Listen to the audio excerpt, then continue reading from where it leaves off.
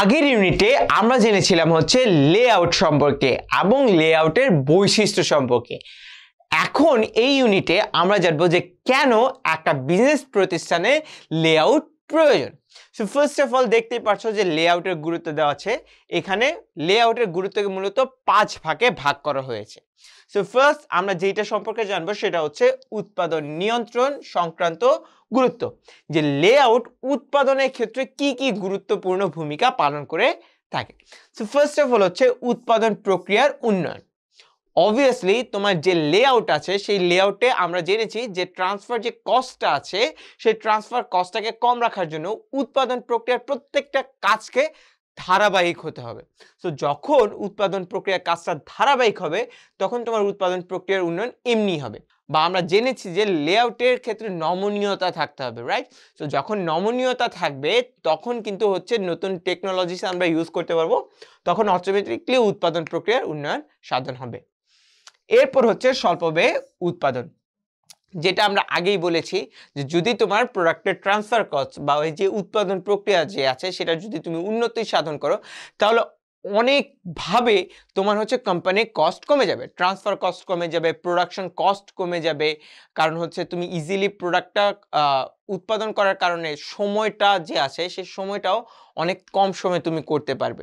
So নানানভাবে হচ্ছে এই লেআউট যে আছে সেটা তোমাকে ব্যয় কমিয়ে দিবে। এরপর হচ্ছে সমন্বয় সাধন, যে উৎপাদনের ক্ষেত্রে সমন্বয় সাধন অনেক বড় একটা ব্যাপার।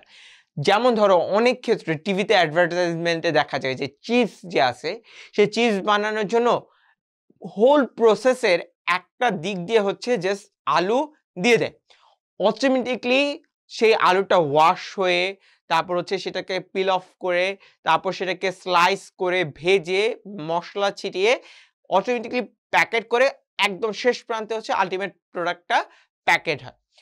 এখন ধরো এই কাজটাতে যদি আমার এক জায়গাতে হচ্ছে আমি আলুটাকে ওয়াশ করব, সেইখান থেকে আলু নিয়ে অন্য আরেক জায়গায় হচ্ছে আমি প্রোডাক্টটা ট্রান্সফার করে সেটাকে হচ্ছে পিল অফ করে স্লাইস করব, তারপর সেইখান থেকে যদি আরেক জায়গায় নিয়ে যাই সেখানে নিয়ে যদি হচ্ছে আমি কি সেই পটেটো ভাজি তারপর হচ্ছে মশলা হচ্ছে মিক্স করি, তাহলে কিন্তু দেখা যাবে কাজগুলো অনেক ছড়ানো ছিটানো হচ্ছে। সো এর জন্য তোমার লেআউটটা এরকমভাবে হতে হবে যাতে পুরো কাজের মধ্যে একটা সমন্বয় থাকে বা কম্বিনেশন থাকে, ব্যাপারটা যাতে একটা ক্রিটিক্যাল না হয়, রাইট? এবং তার কারণে দেখা যাবে তোমার যে উৎপাদন প্রসেসটা আছে সেটা নিয়ন্ত্রণ করা অনেকটাই ইজি হয়ে যাবে। তারপর হচ্ছে উপকরণের কার্যকারিতা বৃদ্ধি, যেটা আগে বললাম যে সমন্বয় সাধনের ক্ষেত্রে যে উদাহরণটা দিয়েছি সেই উদাহরণের ক্ষেত্রে দেখো আগে হচ্ছে মেশিনের মাধ্যমে টোটাল প্রসেসটা একটার পর একটা ধারাবাহিকভাবে কাজ হচ্ছে। এখন ওই কাজটা যদি আমি আলাদা আলাদাভাবে করতে চাই তাহলে দেখা যাবে আমার যে উপকরণটা আছে সেই উপকরণের মান অনেক ক্ষেত্রে নষ্ট হয়ে যেতে পারে। যেমন দেখবে যে আমরা বাসায় যদি আলু ছিলে এভাবেই রেখে দিই তাহলে সেটা অনেক ক্ষেত্রে কালো হয়ে যায়, রাইট? সো এর জন্য ওই উৎপাদন প্রসেসটা যদি আমি সময় ওয়েস্ট না করে আলুটাকে স্লাইস করার পরপরই যদি আমি ভেজে দিয়ে ফেলতে পারি, মশলা মিক্স করে ফেলতে পারি, তাহলে কিন্তু আমাকে এই প্রবলেমগুলি ফেস করতে হচ্ছে না। সো এর জন্য লেআউট হচ্ছে উপকরণের যে কার্যকারিতা থাকে সেটার মান অনেকভাবেই বাড়িয়ে দেয়। এরপর হচ্ছে পর্যাপ্ত মানসম্পন্ন পণ্য উৎপাদন। তো যখন আমার উপকরণের কার্যকারিতাটা ঠিক থাকবে এবং আমার হোল কাজের মধ্যে সমন্বয় সাধন থাকবে, আমি ইজিলি হচ্ছে কন্ট্রোল করতে পারবো আমার উৎপাদন প্রসেসটা, সো তখন অটোমেটিক্যালি আমার যেই প্রোডাক্ট আছে ফাইনাল যে প্রোডাক্ট আছে সেটা অটোমেটিকলি হচ্ছে মানসম্পন্ন হবে। তারপর হচ্ছে সর্বশ্রেষ্ঠ উৎপাদন পদ্ধতির ব্যবহার।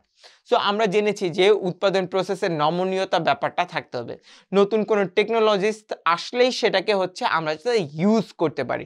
সো সেটাই হচ্ছে এটা যে সর্বশ্রেষ্ঠ উৎপাদন বা লেটেস্ট যে টেকনোলজিসগুলি আছে সেই টেকনোলজিসগুলি ইউজ করার ক্ষেত্রে লেআউট হচ্ছে গুরুত্বপূর্ণ ভূমিকা পালন করে।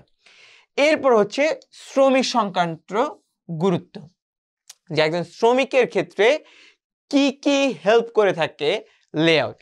সো ফার্স্ট অফ অল হচ্ছে নিরাপত্তা বিধান।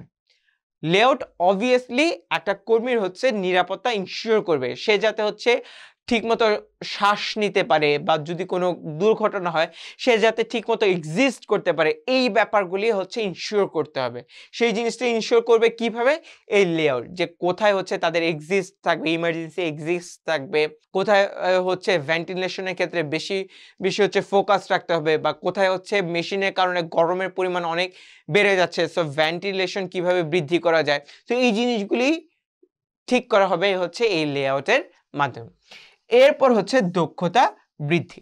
একটা লেআউট চাইলে কর্মীদের দক্ষতা বা হচ্ছে প্রোডাক্টিভিটি অনেকভাবে বাড়িয়ে দিতে পারে।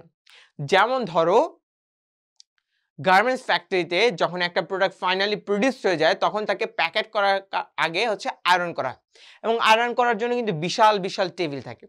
এখন অনেক ক্ষেত্রে দেখা যায় ওই আয়রনটা জন্য যে ইলেকট্রিক্যাল লাইনটা থাকে সেটা টেবিলের উপর না থেকে উপরে লাইনটা ঝুলানো থাকে, যাতে হচ্ছে যে আয়রনটা থাকে সেই আয়রনের তারটা উপরে ঝুলে থাকে। সো দেখা যাবে যে যদি ওই তারটা নিচে থাকতো তাহলে হচ্ছে যে ইলেকট্রিক্যাল লাইনের তারটাও হচ্ছে তার হাতের সংস্পর্শে থাকতো, এবং হচ্ছে ওই আয়রনের লাইনটা হচ্ছে আশেপাশে থাকতো। সো প্রোডাক্টটা মুভ করার জন্য বা আয়রনটা মুভ করার জন্য তাদের হচ্ছে কমফোর্ট ফিল হতো না বা ঝামেলা হতো। সো এখন ওই তারটা সিম্পলি জাস্ট একটা লেআউট, ওই তারটা উপরে ঝুলিয়ে দেওয়ার জন্য হচ্ছে কর্মী যারা আছে তারা ইজিলি হচ্ছে তাদের কাপড়টা আয়রন করতে পারবে, অত মুভমেন্ট করতে হবে না, এবং এর কারণে তাদের দক্ষতাও আস্তে আস্তে বাড়তে থাকবে। কারণ যেহেতু তারা কমফোর্টেবলি তাদের কাজটা করতে পারছে, সো দক্ষতাটা তাদের অটোমেটিকলি বাড়বে, এবং দক্ষতা বাড়ার মাধ্যমে হচ্ছে তাদের প্রোডাক্টিভিটিটাও বেড়ে যাবে। এরপর হচ্ছে সহজে স্থানান্তর। সো কর্মীদের ক্ষেত্রে যদি লেআউট ঠিক হয় বা লেআউটটা ঠিক মতো করা হয় তাহলে কর্মীরা তাদের যে প্রোডাক্ট আছে সেটা ঠিক মতো ট্রান্সফার করতে হবে। যদি প্রোডাক্টের ওয়েট হালকা হয় তাহলে লেআউটটা এরকমভাবে করা উচিত যাতে কর্মীরা নিজেরাই হচ্ছে প্রোডাক্টটা ট্রান্সফার করতে পারে।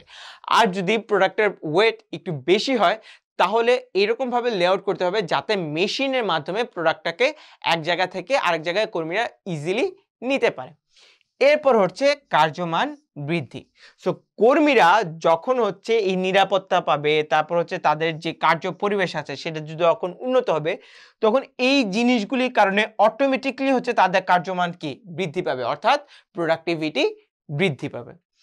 এরপর হচ্ছে সাধারণ গুরুত্ব। সাধারণ গুরুত্বের ফার্স্টে আছে হচ্ছে স্থানের যথাযথ ব্যবহার।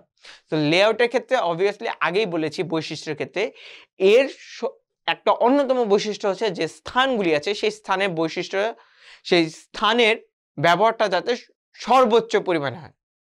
যেমন দোকানের ক্ষেত্রে তোমরা দেখবে যে তাদের দোকানের ক্ষেত্রে দেয়ালের মধ্যে অনেক র্যাক লাগানো থাকে যাতে হচ্ছে প্রোডাক্টটা মানে যাতে সামনেও হচ্ছে শো করা যায়, এবং হচ্ছে দেয়াল যে আছে সেই দেয়ালের র্যাকগুলিতেও হচ্ছে যাতে প্রোডাক্টগুলি শো করা যায়।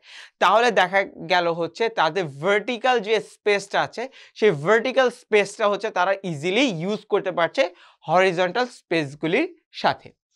এরপর হচ্ছে স্থানান্তর প্রক্রিয়ার উন্নয়ন। যে লেআউটের ক্ষেত্রে এর আগেও বারবার বলে এসেছি যে মানুষ অথবা মেশিন যা দিয়ে হচ্ছে আমরা প্রোডাক্ট স্থানান্তর করতে চাই না কেন আমার লেআউটটা এরকম হবে যাতে স্থানান্তর প্রক্রিয়াটা ইজি হয়। মানুষের ক্ষেত্রে বা যদি আমি কোনো ট্রাক ইউজ না করতে পারি তাহলে হচ্ছে লেয়ার বেল্ট ইউজ করতে পারি, যেখানে দেখা যাবে মেশিনই হচ্ছে অটোমেটিক একটা বেল্টের মাধ্যমে প্রোডাক্টটা প্রডিউস হওয়ার পর আরেক জায়গায় প্রোডাক্টটা ট্রান্সফার করছে। এরপর হচ্ছে কি নমনীয়তা। সাধারণ গুরুত্ব সম্বন্ধে আমরা জেনেছি যে জিনিসগুলি হচ্ছে উৎপাদন প্রক্রিয়াতেও অনেক ক্ষেত্রে হচ্ছে হেল্প করে থাকে।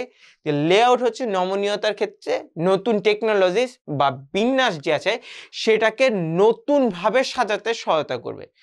সো নতুনভাবে সাজাতে সহায়তা করার মাধ্যমে হচ্ছে উৎপাদন যে পদ্ধতিটা আছে সেখানে হচ্ছে আমরা লেটেস্ট টেকনোলজি ইউজ করতে পারবো, এবং টেকনোলজি ইউজ করার মাধ্যমে হচ্ছে আমাদের ব্যয়টা কমাতে পারবো। এবং সর্বশেষ হচ্ছে মান নিয়ন্ত্রণ কৌশল প্রয়োগ। সো মান নিয়ন্ত্রণের ক্ষেত্রে অনেক সময় হচ্ছে অনেক লেটেস্ট টেকনোলজি বা কম্পিউটারের দরকার হয়, রাইট? সো আমার যে প্রোডাকশন প্রসেস আছে সেই প্রসেসের পাশাপাশি যদি আমি ওই আমার যেই মান নিয়ন্ত্রণের যেই মেশিনারিজগুলি আছে সেগুলি যদি আমি সেট আপ করতে পারি তাহলে ইজিলি প্রোডাক্টটা প্রডিউস হওয়ার সাথে সাথে হচ্ছে আমি সেই প্রোডাক্টটা মান নির্ধারণ করতে পারবো। এরপর গুরুত্ব হচ্ছে পুঁজি বিনিয়োগজনিত গুরুত্ব। ফার্স্ট অফ অল হচ্ছে যে অল্প পুঁজি, রাইট?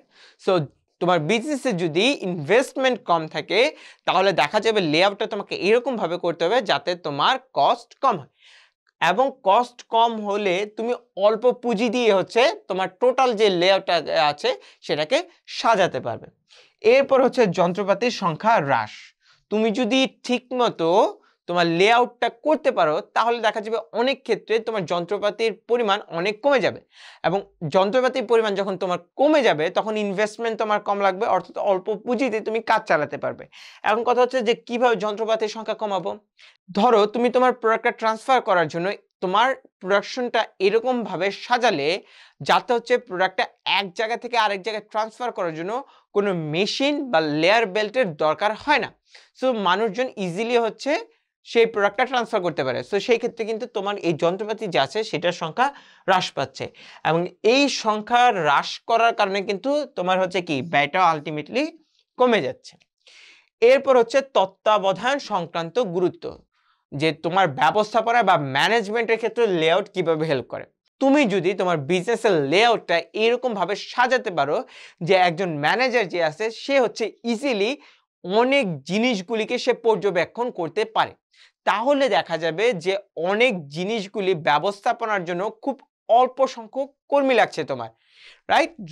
যখন তোমার বিজনেসে তুমি অল্প সংখ্যক কর্মী দিয়ে তোমার সব কাজ করে ফেলতে পারবে তখন অটোমেটিকলি তোমার পরিদর্শনের পরিমাণ হ্রাস পাবে, এবং পরিদর্শনের পরিমাণ হ্রাস পাওয়ার কারণে আলটিমেটলি তোমার ব্যয়ের পরিমাণও হ্রাস পাবে। সো এই জিনিসগুলো যে বললাম, এই যে গুরুত্বগুলো যে বললাম, সো এই গুরুত্বগুলোর জন্যই মূলত তোমাকে লেআউটের উপর ফোকাস রাখা উচিত যে তোমার লেআউটটা আসলে কিভাবে হবে। That's all from this unit.